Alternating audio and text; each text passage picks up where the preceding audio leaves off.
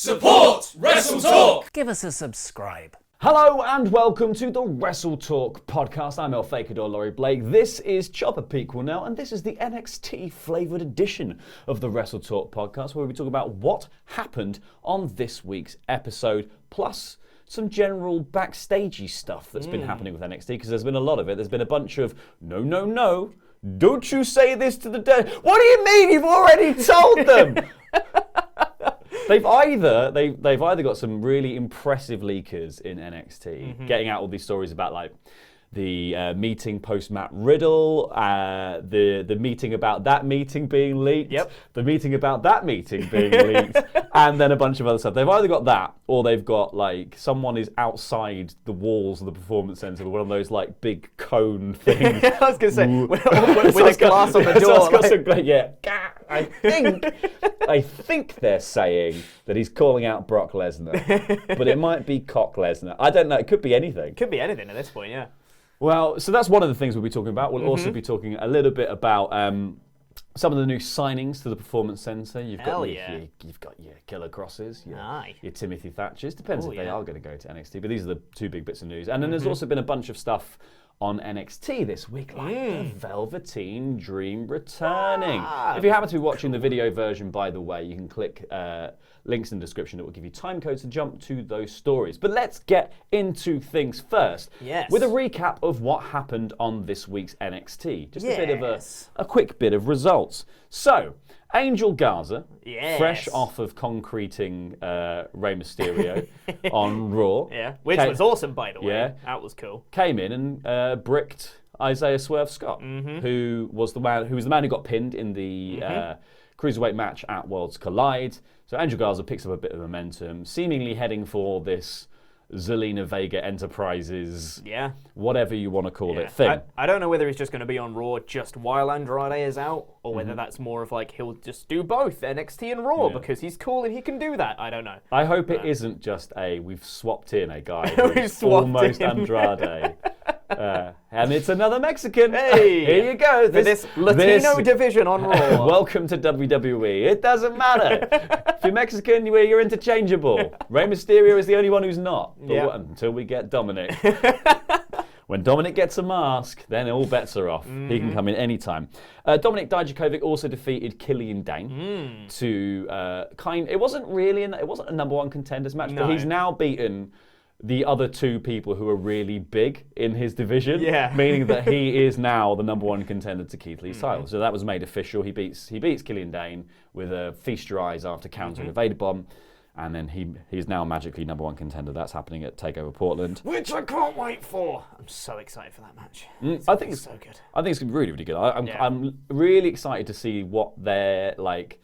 You go out there and have the full match. What's the pay-per-view version of that match that they did in 5 different bits? I know. What's the 1917 one-take version of that 4-part match you've already done? That's what I want to see. Exactly. It's just going to be all the matches they've had, but back to back. Exactly. It's going to be really long. It's going to be like an hour. The director's cut. That's what it's going to be. It's going to be like watching Lord of the Rings back to back. Mercedes Martinez also beat Casey Catanzaro in a weird little match. Yeah, that was weird, wasn't it? Catanzaro got a video package, and then Mercedes Martinez was like, she used to be a ninja warrior. I've killed her. It was ridiculous. Not a ninja anymore, is she? Jordan Devlin bested Tyler Breeze as well, to not for the Cruiserweight title, but as his sort of I am now the Cruiserweight champion. Here's my first match on NXT. I intend to be defending it, I guess, across NXT UK, and 205 Live, which is still a thing. How? How is it still a thing? If you're marking on your calendars whether or not 205 Live is still a thing, at this moment in time, still a thing. Who knew? Not me. I didn't know. And then for the main event, it was, and this was set up earlier in the evening because the Undisputed Era was sort of brawling around outside looking for Ciampa. They cut someone's hair. They put Kushida in a bin. They seemingly took Bronson Reed out with one shot because he's the Shotzi Blackheart this week. And then they ended up in a 6-man tag match with Ciampa and the Broserweights. And it was Cole, Kyle O'Reilly, and Bobby Fish Match goes to a DQ. The Broserweight Ciampa team wins because Roderick Strong gets involved. However, getting involved summoned the Velveteen Dream, who I don't like. He appeared like a sort of purple-tinted Jesus, like just on the top rope, like I'm here now. He came in and ran rampant. I completely lost my words there. He ran so rampant he lost his trousers. Yeah, his trousers did not want to come off. It's like he had to actually physically rip them. He was like, I thought someone told me these were going to be tearaway pants. Yeah. And then he's like, oh God, and he had to fight with them. Well, my favourite bit was the bit where he was ripping them from the crotch. Clearly, there was a pre-worn hole in the crotch through which to rip the trousers. Yes. So he goes to the crotch and he goes to rip the trousers, and then because they're not quite ripping the way he wanted them to, because I was imagining he was probably imagining sort of like a penis Hulk out is what I think he was. He was thinking like it's like Hulk. It's like when Hulk does it, but with my dick. Yes. And he goes like this, and it doesn't quite go. So he goes, and I've never seen anyone do this before. He goes, I'm going to take the elastic waistband of my trousers, and to get it off, I'm going to put it over my head.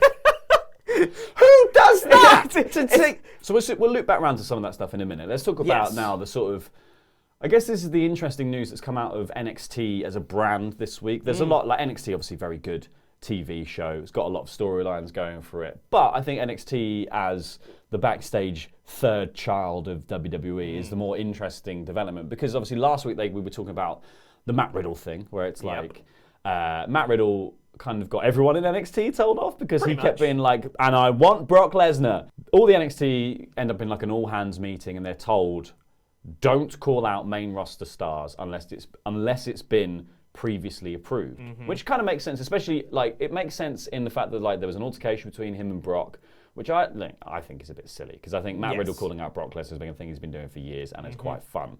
However, if you are then going to do a storyline in which Charlotte Flair and Rhea Ripley are coming face to face, maybe you don't want everyone just being like, yeah, and I'll take Brock, and I'll have Kevin, thank you, and me, I want a bit of Seth, thanks, mate. Me and Fiend, right here, right now. Exactly, yeah. So it kind of dampens the excitement of that seemingly. This is the one per mania kind of NXT star versus a main roster star match that you might get. So that happens. That leaks, obviously, because everyone's on the hotline to NXT, just being like, "So what's happening this week in the meeting?" Well, they said this. That gets out. It gets out so quickly that seemingly WWE get annoyed, and they're like, "We're going to have to put a stop to this." They get hold of everyone for another meeting, and they're like, oh, what's happened now? Is it that Performance Center video in which they let Matt call Brock out again? Funnily enough, no, it's not. It's the fact that you're now you shouldn't be telling the dirt sheets. This is reported by Fightful. The NXT stars were told, like, don't tell the dirt sheets what happens in the meetings. Yeah. That information is then immediately leaked to the dirt sheets. And when we say immediately, like, immediately afterwards. That was quicker than the first one. They were on the phone in the meeting, and they're saying this, and now this, and now he's gesturing to get off the phone. I don't know why. Yeah, it's actually hilarious how quick that was leaked. And yeah, it seems like as part of that meeting as well, the NXT talent were told to provide proof of their health insurance because WWE won't provide it. And then NXT stars got annoyed with them because they're like, you're telling us to not say these things on Twitter. Don't go and tell the dirt sheets. But also, you don't provide healthcare to us, and we're not employed in the company. And some people saw it as a bit hypocritical, according. So was that the same? Was that the second meeting, or was that a third meeting? I think that was the second one. That was part of the second one. I prefer the idea that it's a third meeting. I prefer the idea. They got them all back again. Yeah, I prefer the idea that they did this one where it's like, don't talk to dirt sheets, so they leaked it all, and then they called them all back in again to be like, and we just told you. Literally, they leave the door, and 5 minutes later, go right. Yeah. Back in again. Come on, class. So Fightful were saying that like the whole thing spins out of this. The NXT crew had a meeting and they said, like, you know, what you need to do is you need to prove you've got private health insurance because we don't provide it. Because funnily enough, you're not employees, you're independent contractors. And now us as your not employer are telling you don't do things like this. It's like, and everyone went, bollocks to that. What? Like, you give me a proper contract and give me some health care, and then maybe I'll respect your rules. I would find that, you know, annoying if I wasn't actually employed somewhere. And they do everything they can to dodge around. You know, there's the whole blooming John Oliver pre-WrestleMania last year video that I watched again this week that's literally about WWE's attempts to swerve employing people so they Yeah. don't have to have responsibility for their health and their rights, generally speaking, and then to turn around and be like, but also don't do this. It's like, well, if you got them under a contract, you'd have them under NDA. Yeah, exactly. But they don't have that, and they No. don't have the authority to tell them what not to do, but then they also do at the same time. It's a weird environment to be part of. Yeah. And the NXT guys were not happy about it from what the reports are Yeah, saying. I mean, it's one of those. You're never going to stop leaking in, Yeah. like, you know. I think also because I think in the kind of leaking that that happens in wrestling is, you know, there's the leaking of like, we've heard that Edge is back. Someone said that Edge is back. They said they saw him. They said he's been at the Performance Center. They said he's been in Houston, ready for the Rumble. Like, you know, there's a lot of that leaking where it's like, it's literally just sort of putting stuff together as like, well, why would he be at the Performance Center? Yeah, Why yeah, would yeah. he be visiting the doctor? Why would he be doing this? And then there's the leaking of like, yeah, so they were saying I might be doing this like you're just telling your mates something, but then your Yeah. mates know some mates who know some other people who then it all ends up at Fightful or it I was ends gonna up say. at someone else. Yeah. That's the kind of leaking that I think happens in wrestling a lot, where it's just like he said, she said, Yeah. and it goes down the line. a little And obviously bit- somewhere in that, someone's added in Goldberg. Like someone's just gone, and blah, blah, blah, he's fighting Goldberg. That's what I heard. Just Chinese whispers. Yeah, exactly. Goldberg whispers. People just making stuff up.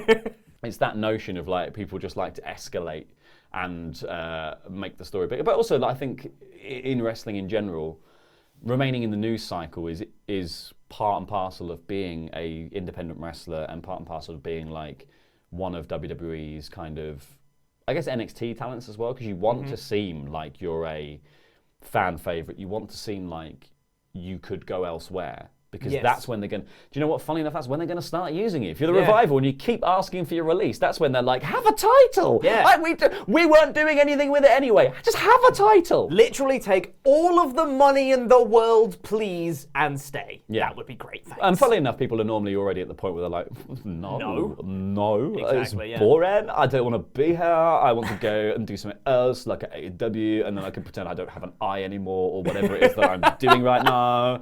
That's Could go wear an eye patch and get whipped. yeah, exactly. You know, yeah. Kinky. Kinky. Well, that, you know, AEW. Yeah. Live But out then- your fetish dreams. That's why they've got a show called Dark.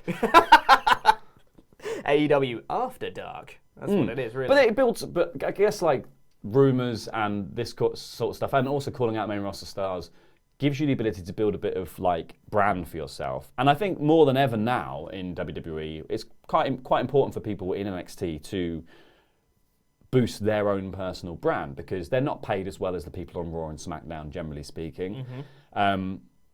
They do more live shows, so they are at a higher risk of injury as it stands Yeah. anyway. If you're less important in the sort of, WWE, I think, generally speaking, tries to look after people as much as they can, but like they have made it kind of shielded by a lot of contract stuff. But, you know, you have to get yourself up that ladder to feel important in the company and feel like you're not going to lose your spot if you do go out injured because you're doing all the live shows. Now, however, there's also the problem of like WWE are doing less live shows. Yeah. Because yeah. the interest in the brand is like down. Yeah. So people want to kind of position themselves higher because you want to get merch sales. But if you're not doing as many live shows because there are less live shows, you're going to have a lower cut of merch sales, which means it's more important than ever to be on the live shows that they are doing, because Yeah. that's kind of influencing your pay packet, I guess. Exactly. If yeah. you're immediately connecting with the fans and they're going, wow, that guy was amazing, I'm going to buy that t-shirt. And considering that all the current crop of NXT t-shirts are dog shit, you really need to be like, you need to be selling those things like mad, don't you? Exactly, Like, yeah. But it is just an interesting situation in NXT right now for that sort of thing, because also you've got this whole don't call out main roster guys happening, and at the same time, Charlotte Flippin' Flair turns up. Yeah. Oh, man. Okay, so she won the Royal Rumble this year, and she eliminated Shayna Baszler last, which I will never get over because that was really, really dumb. But then on Raw, the reports are it's still going to be Becky versus Shayna at WrestleMania, which would have made sense for Shayna to win the Rumble, but nice one, Charlotte.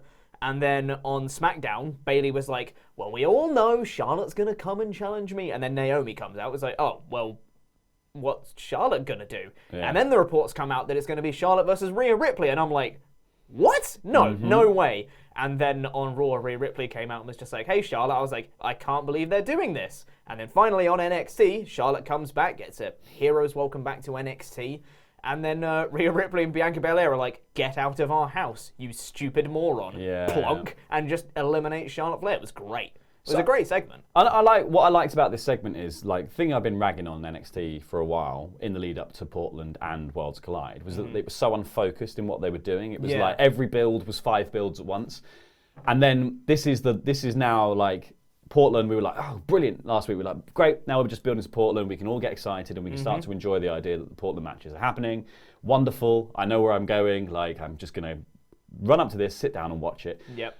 And then they go, oh, and now Rhea Ripley and Charlotte at Mania. And I was like, oh, for Pete's sake. Because even on this episode, they kept being like, Charlotte Flair is here later, people. You should stick around and watch the rest of the show and definitely don't go to TNT. Because Charlotte Flair is coming in the building, everyone. Charlotte Flair's coming. Charlotte Flair's coming. But also Bianca Belair's going face-to-face with Rhea Ripley. Side note. Sidebar, that's up next. Also Portland, but also WrestleMania. But also Mania. But also Portland. But also Mania. This is important. And then... You get to this segment, and then Bianca Belair starts kicking off about it and saying, like, you know, Rhea Ripley's going out there challenging Charlotte when I'm about to beat her at TakeOver Portland. So it's not even going to be Rhea Ripley versus Charlotte at Mania. It's going to be me versus Charlotte at Mania. It's like, okay, you've clawed a bit of my interest back now. And then they're like, Charlotte comes out and says, Bianca Belair, you're an amazing athlete. You're not as good as I am.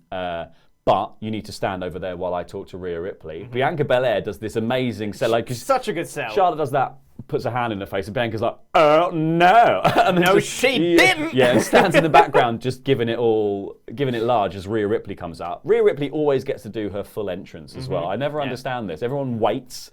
Like if people, because she's got a cool entrance, people are like brawling, and like a lot of times people are brawling and her music hits and she comes out and she goes, ah! And everyone's seemingly has stopped doing to be like, wow, that's a good entrance. And then she like gets down to the ring and breaks up the fight. But here she comes out and ends up in this face-to-face with Charlotte. And I really like this as well from Rhea, because you would assume that Rhea would also just be palming off Bianca Belair because she's so confident she's going to beat her. But Rhea's like, no. We're going to tear each other to pieces at Portland. But there is a saying that we have here. We are NXT. And it's like the red mist descends on both Bianca and Rhea. They're like, and then the programming kicks in, and they're just like, Maul Charlotte, she's not from here. Like, and they just destroy her. It was great. And then they have the face-off, and I was like, that's a really good way of NXT to be like, what is important for us is our pay-per-view next week, and not WrestleMania. That will be important after next week. Yeah. And I'm sure they'll build to it from there. I really like the sense of brand loyalty that they've got, because it really builds off. It almost means that Survivor Series kind of means something. Yeah. When NXT continues to be like, no, we're still NXT. We put NXT above Raw and SmackDown, and whatever plans you have on Raw and SmackDown, we don't care, because we're NXT and we're awesome. And what I like about all of these stories that they've got right now, and in general in NXT, is it's always about who's the best and who wants to be champion. And that's pretty much every story they've got is, I want your belt, or I don't like you, I think I'm better than you. And that's all their stories. And when Charlotte comes in and says, oh yeah, we can fight at Mania, or, you know, all that stuff, and they're like, well, yeah, sure, whatever, WrestleMania, we don't care. We've got Portland coming. We're busy. We're busy. We've got Portland coming, guys. I can't even think about that till next week. I'm so sorry, Charlotte. I can't even. My diary's just too full right now. I'll deal with you later. But yeah, to have Rhea Ripley just be like, sure, we can have our thing later, but me and Bianca, we're going to tear ourselves apart later. It almost paints, because Bianca's been pretty much a heel since War Games, it almost paints her in a more babyface-like fashion, which almost links into what you said last week of this being Bianca's last match on NXT, to show that she still has that kind of brand passion as well. It could lead to that kind of hero send-off at the end of her match, to then get the standing ovation from everyone, and then Bianca could go do whatever it is she wants to do. It does make me wonder as well if they're just going to do like some triple threat at some point with Rhea, Charlotte, and Bianca. That because would be great. Like, who also had the big run in the Rumble? Bianca Belair. Who did Charlotte tip out of the Rumble? Bianca Belair. Like, there is story built here to play on. Absolutely. And if Bianca is going up to the main roster, that's a really good reason to have her and Charlotte immediately go into a brilliant feud. Yeah. Up until like Elimination Chamber, because you just go, well, here's the story. Mm-hmm. She's now got in my face on NXT and disrespected me and like tried to put herself in front of me for the championship. And you tipped me out of the Rumble, but I'm better than you. Like this, it's so like.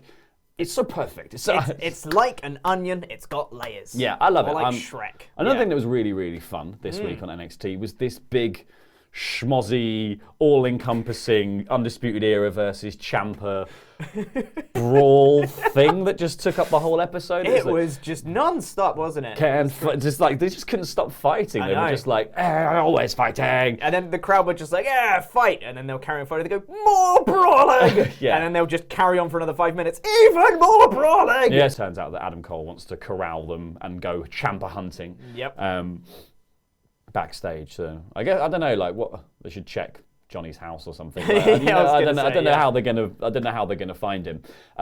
They end up like asking everyone. Was their first thing to do was to ask everyone in a room, but individually. Like they were like backstage and they're like, "Have you seen Ciampa?" No. Next, but have you? And it's like that he heard you. I'm sure. Loud voices. I'm sure somebody would speak. As I've seen him. Yeah. And then there's 4 of you all saying the same thing. And Roddy shaves a guy's head to be like, "Oh, honestly, I'm a meanie." I popped for that. I liked that was it. quite Yeah, funny. I thought it was quite just funny. a random dude getting a haircut In catering. Like, that is a terrible mistake. In Why catering. is he there? He was in catering. It's like you're gonna get flipping hair in the cakes. I know it's gonna be awful. But Is then the there guy was cakes in- like, I don't think there's cakes in WWE I'm just getting a haircut. I don't know anything. And he's like, all right, sure, whatever. They all walk off, and then Roddy's like, actually, you know what? Walks back, grabs the razor, and just, screw you, man, for not knowing where Ciampa is, I guess. It was great. I love him just being like, So stupid. "Hey man, I'm just getting a haircut." I think he sold the stupidity of the segment very well, that guy. Then they're seeing backstage again later in the show, and they put Kushida into a bin. Literally. They literally just dump him in a. Adam Cole Fireman's carries him into a bin. They punch Bronson Reed so hard he dies. Yep. And then they get attacked by Ciampa. Yes. This leads to a big takes over the whole thing brawl where the Broserweights run down. Takeover, some might say. It does, yeah. It was a preoccupational brawl. It gets in a whole brawl. The Broserweights run down. Regal comes out and he's like, "If you want to fight so much, get your gear on because you're going to do it at the end of the show." And then they just carry on brawling. He's like, "But we're already doing it, Regal. You're not my real dad." And then they just carry on. And then they eventually get sort of separated. They get separated and immediately Jordan Devlin comes out. I love that as well. He was like, I like the fact he was waiting in the wings and all these guys get like pushed out past him. And he's like, "And now my music, please." Yes. And he's like, "Guys, I've got my match. Guys, can you just move? I've got my match. Move out the way. I'm the new cruiserweight champion, guys." So they just get him. He comes out, and then the match itself, like the Undisputed Era, get jumped on the ramp. It all breaks down really quickly. They basically take out Roddy very early in this match, throwing like they triple team him and then they chuck him off the ramp. So it is a fair fight. It's a 3-on-3. Cole's going to go for the last shot, and he goes to take his knee brace off, and then there's the big. There's just the big logo and the timings on the screen. And they just clock into place, and you're like, "Oh, it's the 3-eyed thing, isn't it? It's Velveteen Dream." And then he's got it turns into the really awesome logo they've made of him. And then I love the camera cut where it cuts to that like crane shot, and he's bathed in purple on the turnbuckle, and everyone's losing their minds. This was such a hot comeback. Everyone was great. So into it. But I feel like I'm kind of disappointed that Dream's just gone immediately back into a thing with Roddy, because it's like, didn't we do that? Like, I guess so, but I think it makes sense character-wise. Yeah, because absolutely. Era were the people that took out Dream, so it's good for Dream to get to deliver some sort of comeuppance to the Era. And it's something for them to do next week as well. That isn't a takeover match. Yeah, exactly. So I don't know whether Dream is going to somehow be involved at Portland to ensure that the Broserweights win the tag titles, or maybe he gets involved with Cole so that he can have sort of even odds so Ciampa could win there, or something like that. Or whether it's going to be maybe next week Dream wants to try and take out the Era some more, but someone else comes in and takes out Dream, and that's his next feud. Is Dream kind of diverts off with someone else, and this was just the momentary. Doesn't it make sense that Dream's taken out the Era on his return moment? Yeah. Whether they'll actually follow up on that next week, I don't know, but. Yeah, I think even regardless of wherever they go, this in its own little bubble was a fantastic return. Like you said, such a hot crowd, so into it. And it's great to see Dream back. And this means at Portland, we've now got 6 matches, and I'm really, really excited for all of them. Which is just, it's such an incredible So card. we've got Tegan Nox versus Dakota Kai. In a street fight. We've got Keith Lee versus Dijak. We've got the Broserweights versus the Undisputed Era. Yes. We've got Rhea Ripley, Bianca Belair. We have Ciampa Cole, and probably Dream Roddy. No, they've got 6 announced. What's the other one? What's the one we've not mentioned? Finn Balor, Johnny Gargano. Oh, of course it is. That small match of Finn Balor, Johnny Gargano. That one that we built to this week. That one with the really Skype. cool interview. Yeah, I really like that segment. Interview. I liked it okay. Skype. Regardless, we've now got 6 really cool matches for TakeOver Portland, which I'm super excited for. We've got one more week of NXT before that, which is going to be the go-home show. I thought this show felt like the go-home show. Like, everything kind of felt neatly wrapped up in a bow. It's like, right, ready for TakeOver. And it's like, wait, we've got one more week. I have no idea what they're going to do next week. More brawling!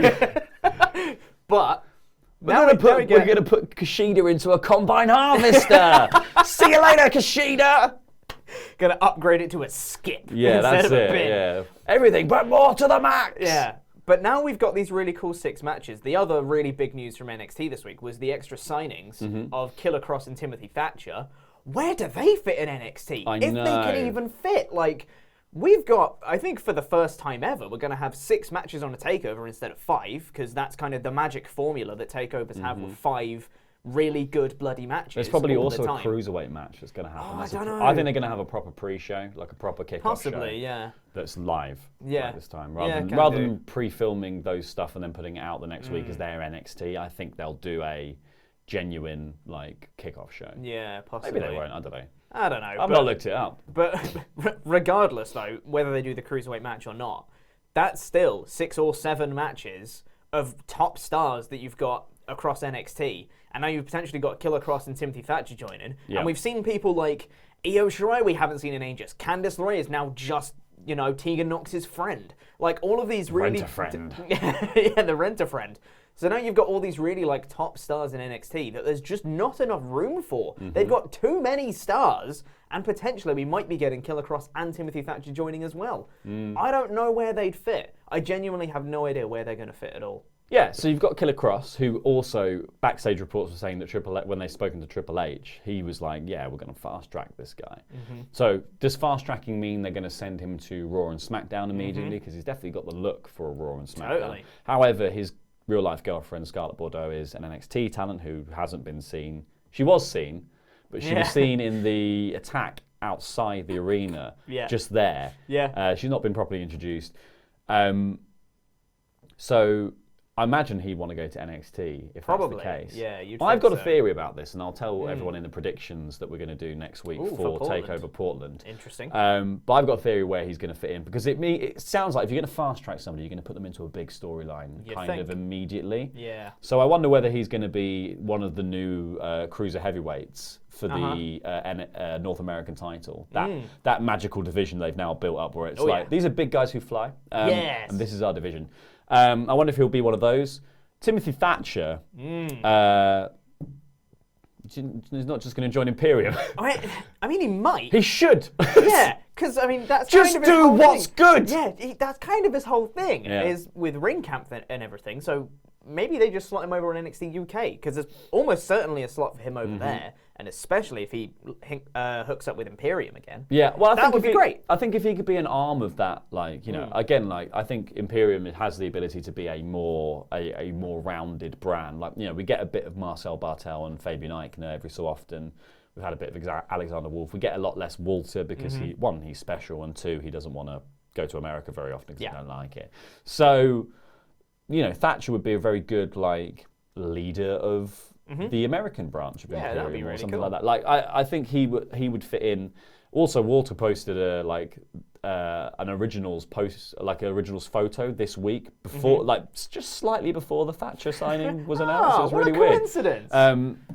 And it was him and Bartel and Thatcher. So that's I feel like that would give them a real kick up the arse, Imperium. so, even though I know, obviously, one of them's the UK champion. They don't need that much of a kick up the arse. But like, it would be good to see them become even stronger and like really dominant, because you want to see that story of them being broken down by who's going to be, what is the thing that's going to take them on. And I feel like it's like some conglomerate of NXT and NXT UK being like, we have to topple Imperium. Exactly. Now that they've beaten Undisputed Era as well, I know Worlds Collide is kind of not in continuity anymore.